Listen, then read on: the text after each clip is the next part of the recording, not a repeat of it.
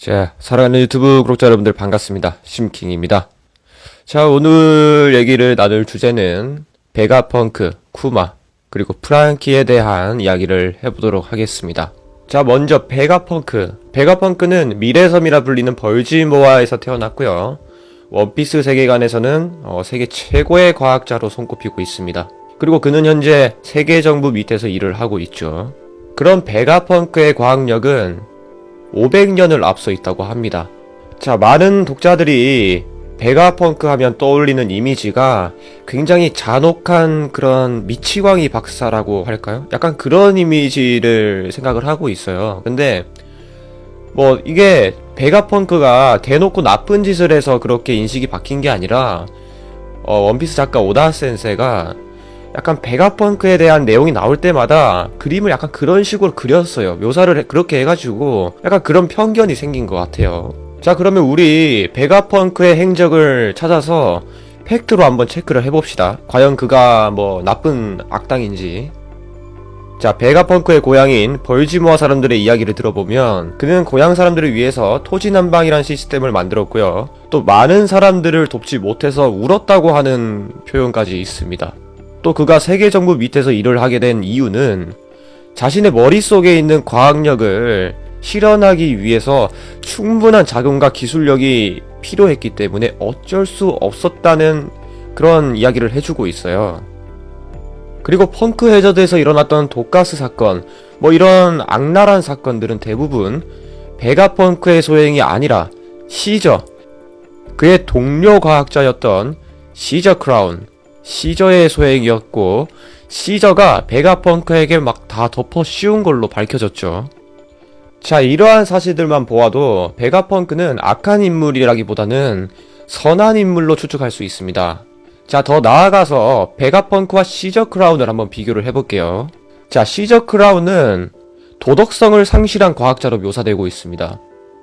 반면에 베가펑크는 어떠한 과학자다, 선한 과학자다, 안 좋은 과학자다 이런 평가는 없지만 시저 크라운과 정반대되는 과학자로 묘사가 되고 있어요. 그 말은 바꿔 말하면 시저 크라운은 도덕성을 상실한 악한 과학자이기 때문에 베가펑크는 선한 과학자로 추측할 수 있습니다. 굉장히 대조되는 그런 관계로 매칭이 되고 있거든요. 자, 물론 이렇게 물어볼 수도 있어요. 아니, 선한 과학자라면서 왜 세계정부한테 무기를 제공을 하느냐. 자, 베가펑크가 세계정부 밑에서 어쩔 수 없이 일하게 된 것은 앞서 말씀드렸죠. 기술 지원과 자금 지원을 위해서 어쩔 수 없었다, 이런 거는 앞서 말씀드렸고요. 그리고 애초에 베가펑크가 아마도 세계정부의 진짜 모습에 대해서 몰랐기 때문에 베가펑크로서는 자신의 과학을 실현할 수 있는 세계정부의 제안에 동의할 수밖에 없었을 것입니다. 자, 우리가 집중해서 볼 것은 이런 왜 세계정부를 위해서 일했냐 이런 게 아니에요. 베가펑크가 세계정부에게 제대로 된 무기를 공급을 하느냐, 이 부분을 한번 살펴보겠습니다. 자, 베가펑크가 세계정부에게 실질적으로 공급했던 무기와 병기는 파시피스타 하나밖에 없습니다. 우리한테 보여주는 것은요. 물론 다른 게 더 있을 수도 있겠지만 대표적으로는 파시피스타 하나가 전부예요. 근데 잘 생각해보면 전혀 이치에 맞질 않습니다. 자, 원피스 일부, 그러니까 2년 전 기준으로 봤을 때 파시피스타는 굉장히 강력한 그런 인간 사이보그 병기였어요. 근데 2년 후를 생각해보세요. 파시피스타 한방컷 당했어요. 루피한테 그냥 한방컷 당했죠. 500년, 무려 500년의 과학력을 앞서 있는 베가펑크의 그 과학기술과 세계정부의 자금과 지원이 만나서 만들어낸 그런 병기가 고작 파시피스타라니 이상하지 않습니까? 이치에 맞지가 않습니다. 이거는 베가펑크가 뭔가 제대로 만들어서 세계정부에게 지원을 해준 무기가 있다면 그거는 최소한 다이나스톤 정도급에 되는 파괴력을 지녀야 정상일 것입니다. 즉, 베가펑크는 세계정부에게 자신의 과학력을 온전하게 제공하지 않고 있다는 그런 의미이고요. 베가펑크는 세계정부 측에 병기에 대한 그런 실험이 실패했다고 일부러 보고를 하거나 성공했다고 하더라도 일부분을 감추어서 보고했을 확률이 높습니다. 그는 자신이 만들어낸 그런 무기와 병기로 인해서 많은 사람들이 죽는 것을 원치 않기 때문이죠. 이런 부분만 봤을 때도 베가펑크는 악인이 아니라 선한 사람으로 볼 수 있습니다. 자, 베가펑크에 대한 얘기는 이쯤 하도록 하고 잠시 쿠마에 대한 얘기를 해보겠습니다. 쿠마는 아시다시피 칠무회였지만 알고 보니까 혁명군이었던 그런 인물이죠. 이건 뭐 다 아실 거예요. 뭐 여담으로 재밌는 얘기 하나 하고 가자면, 왜 쿠마를 스파이로 삼았을까? 왜 드래곤이 하필 쿠마를 스파이로 심었을까? 이 부분을 좀 생각을 해보면, 쿠마의 능력을 살펴봤을 때 이 도톰도톰 열매의 능력이 스파이 활동에 있어서 최적입니다. 그냥 진짜로. 자, 쿠마의 도톰도톰 능력은 위치만 알고 있으면 사람이라든지 사물을 그곳으로 날려보낼 수가 있어요. 자, 이것을 스파이 활동에 어떻게 활용하느냐? 정보를 빼돌려가지고 어디다가 기록을 한 다음에 그걸 날려버리면 돼요. 혁명군 기지 쪽에 말이죠. 자, 그럼 어디다 기록을 할까요? 네, 눈치 빠른 분들은 눈치채셨을 겁니다. 그 쿠마가 들고 다니는 바이블, 성경 있죠. 그 성경에다가 이제 정보를 적어가지고 혁명군 기지 쪽에다가 날려버리면 그거는 도청도 할 수 없고요. 또 필체를 알고 있기 때문에 조작할 수도 없습니다. 굉장히 아날로그적인 방법이지만 디지털 방법보다 훨씬 안전하게 되는 거죠. 자, 근데 문제가 터져버립니다. 그렇게 첩보 활동을 잘 해오던 쿠마가 의식이 완전히 사라져버린 사이보그가 되어버린 것이죠. 자, 여기까지는 이해 가능합니다. 사이보그로 개조당하는 거, 뭐 손이나 발, 뭐 몸통 정도 이해 가능해요. 근데 의식까지 날려버리는 거는 도저히 이해할 수가 없는 거죠. 심지어 57권에서 도플라밍고가 이완코프한테 하는 그 대사를 보면 마치 쿠마가 스스로 원해가지고 실험체가 됐다는 듯이 말을 하고 있어요. 물론 그 말에 이완코프는 굉장히 그 말도 안 된다 이런 식의 반응을 보이고 있고, 독자들도 이해할 수 없죠. 아니, 멀쩡하게 스파이 활동하다가 뭐 손발 정도 개조당한 건 그렇다 쳐. 근데 의식이 날아가는 거를 그냥 가만히 받아들인다고? 탈출을 안 하고? 심지어 자기가 원해서 실험체가 된다고? 이게 도대체 왜? 약간 이런 식의 반응이 당연한 거예요. 당연한 건데 뭐 아시다시피 독자분들은 뭐 의문만 제기하고 뭐 뭔가 이유가 있겠지 이러고 넘어갔어요. 왜냐? 그 이유를 추측하기가 굉장히 힘들거든요. 솔직히 너무 말이 안 되는 그런 쿠마의 결정이기 때문에 이유를 찾기가 힘들어요. 단순히 그 이유를 쿠마만을 고려했다면 말이죠. 제가 쿠마 얘기를 하기 전에 왜 앞서서 베가펑크에 대한 얘기를 했을까요? 왜 베가펑크가 선한 사람이라고 얘기를 했을까요? 자, 쿠마의 이러한 이해할 수 없는 결정은 베가펑크와 연관시켜서 생각을 하면 이해할 수 있는 합당한 이유 한 가지가 도출될 수 있습니다. 그것은 바로 베가펑크를 혁명의 길로 끌어들인 것. 자, 애초에 베가펑크가 자신 모든 과학력을 세계 정부에게 제공하지 않고 있다는 것 자체가 이미 베가펑크는 세계 정부의 횡포를 인식하고 있으며 세계 정부를 불신하고 있다는 것을 방증하고 있습니다. 그러한 베가펑크를 가장 가까이서 바라본 쿠마. 왜냐? 자기를 개조시키고 면담을 하고 이러면 가장 가까울 수밖에 없거든요. 그 가장 가까운 곳에서 바라본 쿠마는 이를 알아차리고 베가펑크를 설득하여서 혁명의 길로 이끌었을 수도 있습니다. 아니, 그랬을 확률이 굉장히 높습니다. 자, 이렇게 생각을 한다면 도플라밍고의 대사를 보면 또 그런 게 있어요. 손과 발 차례대로 천천히 개조해 나갔다. 자, 이것은 베가펑크가 쿠마에게 마지막 의식이 날아가기 전 그 개조를 하기 직전까지 시간을 충분히 벌어주면서 쿠마가 혁명군의 일을 마무리할 수 있도록 해준 어느 정도의 배려라고도 볼 수 있겠죠. 자, 그러면 이제 드디어 베가펑크와 쿠마의 이 이야기를 기억을 하고 프랑키의 이야기로 넘어가 봅시다. 프랑키에 대해서 얘기해 봅시다. 자, 프랑키는 조선공으로서는 톰의 뒤를 잇지만 과학자로서는 베가펑크의 뒤를 이을 확률이 굉장히 높습니다. 그 첫 번째 이유는 설정상의 이유입니다. 그 어떤 캐릭터에 대한 설정이나 컨셉을 짤 때 작가는 어떤 그 떡밥을 주고 있어요. 메시지를 주고 있단 말이에요. 근데 이 베가펑크의 이름에 있는 이 베가, 이게 무슨 의미죠? 자, 베가는 직녀성을 의미합니다. 그 별자리에 직녀성 있죠. 그걸 의미하는데, 자, 직녀하면 뭐가 당연히 떠오르나요? 견우가 떠오르죠. 견우와 직녀. 자, 이 견우성은 7월 7성마다 직녀성과 만나는 별입니다. 자, 별과 별이 만나서 별이 되는 것.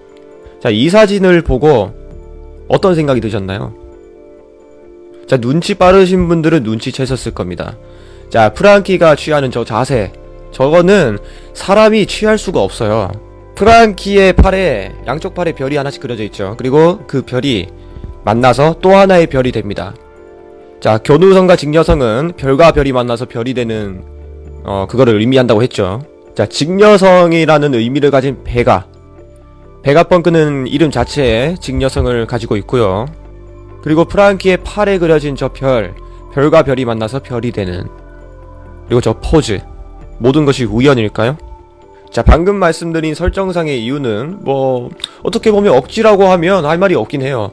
그렇다면 두 번째 이유인 스토리상의 이유를 한번 찾아봅시다. 자, 프랑키는 2년 동안 벌지모아에서 베가펑크의 과학력을 일부 습득했습니다. 그 대표적인 것이 바로 빔이죠. 이 빔은 베가펑크를 대표하는 기술입니다. 그리고 그의 전승과도 같은 것이죠.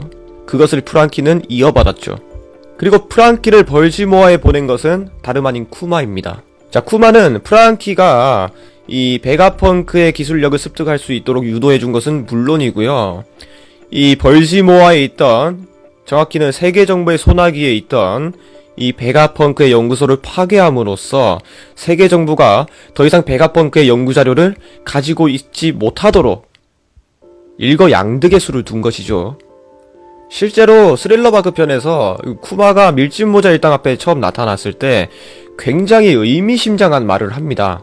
그 대사가 정확히 사이보그 프랑키, 네 강도는 고작 이 정도냐, 이 대사였는데요. 이것을 1차원적으로 생각해보면 같은 사이보그인 쿠마가 프랑키 보고 네 강도가 그 정도밖에 안 돼? 나는 이 정도인데? 약간 이런 그냥 강도에 대해서 비교를 했다고 생각할 수도 있겠지만 이것은 단순한 비교가 아니라 프랑키의 과학력과 기술력이 어느 정도까지 와 있는지 측정한 것에 해당됩니다. 굉장히 의미심장해지죠. 자, 이제 이 세 명의 이야기들을 묶어서 정리를 하겠습니다. 그러면 어떤 결과가 나오느냐? 베가펑크는 악한 인물이 아니라 선한 인물입니다. 그러나 어쩔 수 없이 그는 세계정부 밑에서 일을 하게 됩니다. 아마 그러한 결정을 내리던 그때에는 세계정부의 실체를 몰랐을 것입니다. 왜냐면 그는 연구실에 박혀서 연구만 하던 그런 과학자였으니까요. 그런데 막상 세계정부 밑에서 일을 하다 보니까 이 세계정부라는 기관이 절대 선한 기관이 아니었고, 갈수록 늘어나는 그들의 횡포와 그리고 갈수록 요구하는 파괴적인 무기들, 그런 상황 속에서 베가펑크는 세계정부의 실체를 알게 된 것이죠. 때문에 베가펑크는 계속 연구가 실패했다고 보고를 하거나 아니면 자신의 과학력의 일부만을 제공하면서 세계정부를 속여왔습니다. 자, 이러한 상황에서 쿠마가 개조인간, 즉 사이보그가 되는 실험에 스스로 청하게 됩니다. 스스로 자원하게 돼요. 그 이유는 첫 번째, 너무나도 위험한 이 기술력을 지닌 베가펑크가 만든 이 병기들, 세계정부의 무기가 될 수 있는 이 병기들, 이것들에 대한 약점, 결함, 이런 것들을 파헤쳐서 드래곤에게 전달해주기 위함이었죠. 그러나 막상 개조 실험을 하다 보니까 뭔가 이상해요. 베가펑크가 세계정부를 신뢰하지 않는 것 같아. 세계정부를 불신하는 것 같아. 이런 느낌이 계속 받게 되는 거죠. 그래서 쿠마는 베가펑크를 설득하게 됩니다. 결국에 베가펑크는 혁명의 길로 접어들게 되는 것이죠. 그러나 언제까지고 쿠마의 이 개조를 늦출 수는 없었어요. 결국에는 이 의식을 날려버리는 개조, 마지막 단계의 개조를 할 수밖에 없었고, 그런데 사건이 터집니다. NES 로비 밀짚모자 일당의 사건이 터진 것이죠. 자, 쿠마와 베가펑크는 사이보그이면서 톰의 기술력을 지닌 이 프랑키를 주목하게 됩니다. 그 둘은 프랑키에게 관심을 가지게 되었고, 적절한 때에 쿠마가 나타나서 프랑키를 벌지모아로 보내게 됩니다.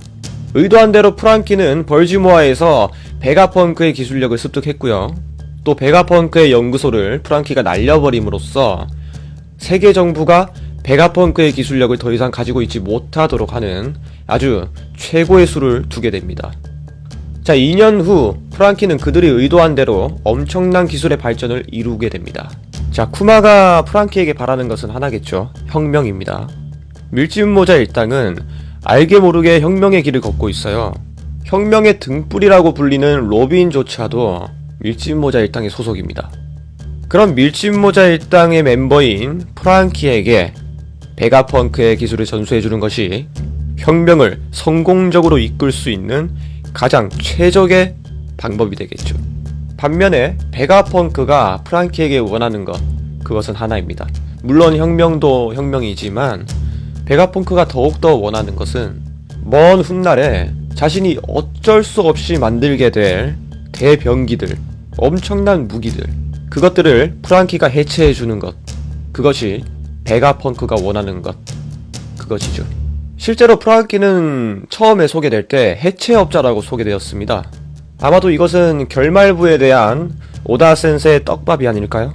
이 모든 추측이 맞아떨어진다면 아마도 결말부에서 베가펑크는 죽게 되거나 이 일에 관여할 수 없게 되는 어떠한 이유가 발생하게 되고 어마무시한 세계 정부의 대변기가 등장하게 될 것입니다. 그리고 극적으로 프랑키가 나타나서 그것을 해체하는 방향으로 진행이 되지 않을까 그렇게 생각을 해봅니다. 자, 프랑키 하면 뭐 나중에 플루톤 만드는 역할을 하겠지, 이런 생각이 대부분이실 거예요. 물론 플루톤도 만들겠지만 훗날 세계 정부의 대변기조차도 프랑키가 해체할 수 있는 시나리오, 그런 시나리오가 가능하지 않을까 생각을 해봅니다. 베가펑크와 쿠마 그리고 프랑키, 이 세 인물은 원피스 안에서 어떠한 뭐 과학력, 기술력 이쪽 부분에서 엄청난 큰 그림의 중심에 있던 것이 되는 것이죠. 자, 지금까지 했던 모든 이야기들을 기억을 해보면서 2년 후 써니호에 가장 처음 도착했던 프랑키와 그것을 지키고 있던 쿠마가 만나는 이 장면을 보신다면 굉장히 느낌이 새로울 것입니다. 자, 오늘 영상은 여기까지고요. 물론 다 추측에 불과하지만 모든 내용은 단행본에 있는 팩트를 근거로 하여서 추측을 하였고요. 물론 이대로 진행이 안 될 수도 있다는 점 유의를 해주시면 감사하겠습니다. 재밌게 보셨다면 좋아요와 구독을 부탁드립니다. 감사합니다.